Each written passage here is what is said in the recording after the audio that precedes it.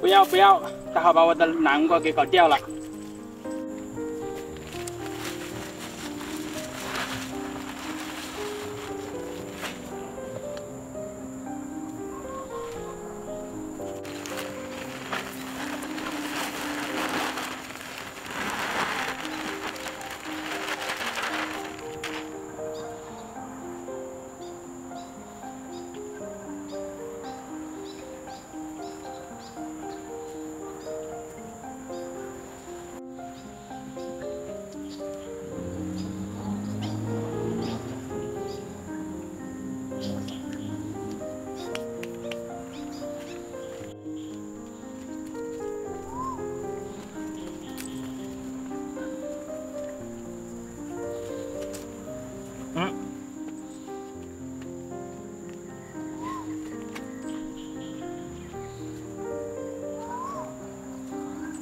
เฮ้ย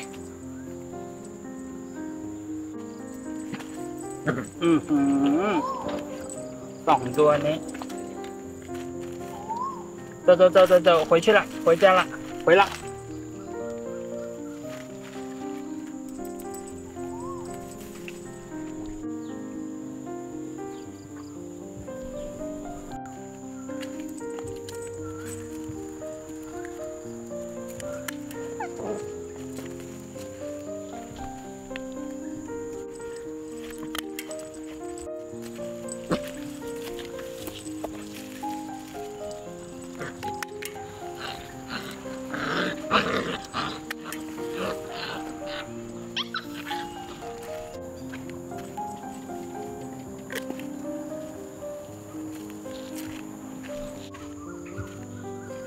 这个豇豆也快老了，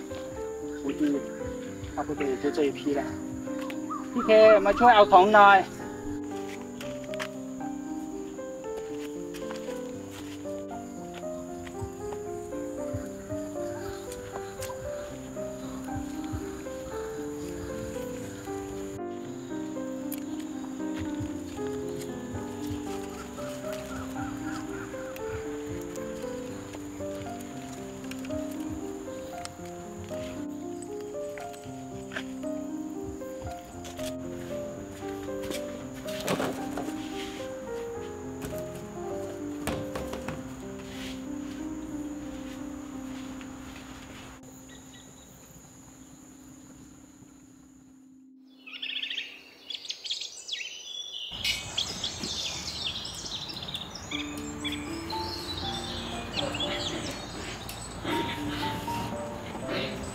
ส้มโอ两个在干嘛？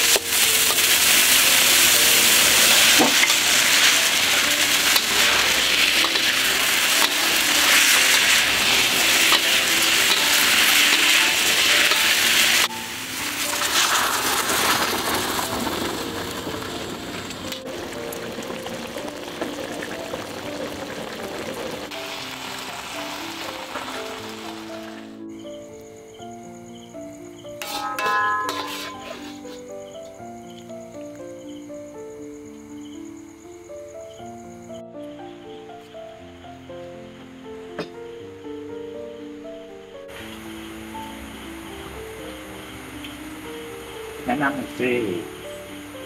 ไม่ต้องแนะนำที่จริงเราก็รู้คนกินที่มึงเนี่ยบอกว่าอร่อยมาก อืม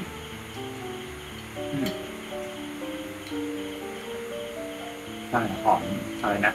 ตักเต็มเข้ม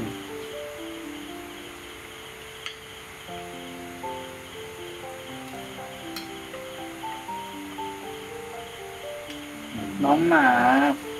ให้ข้าวไปก็ไม่กินโอ้ชมพู่ยังดีชมพู่ยังกินสมนไม่กินเลยอ่ะชมพู่ก็เธอไม่กินนี่ไม่กินก็เธอไม่กินอ่ะก็ต้องชมพู่กิน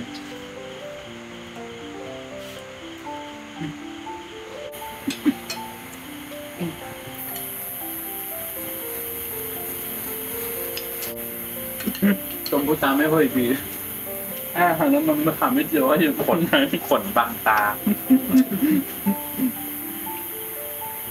ไม่เหมือนส้มโอ